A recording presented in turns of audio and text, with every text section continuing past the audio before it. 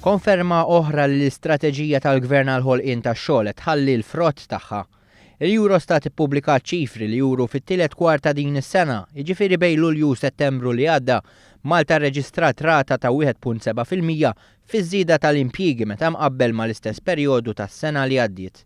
Din hija tielet l-akbar rata ta' żieda fl-impjiegi fost il-pajjiżi kollha tal-Unjoni Ewropea. L-Irlanda u l-Lussemburgu biss kellhom rata ogħla ta' żieda fl-impjiegi minn Malta.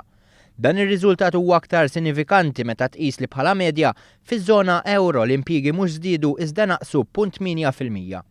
Kien hemm ukoll 13 pajjiż ieħor fl-Unjoni Ewropea li rreġistraw tnaqqis u mhux żieda fl-impjiegi, fosthom l-Olanda, l-Finlandja, l-Slovakkja, l-Slovenja, l-Italja u l-Kroazja.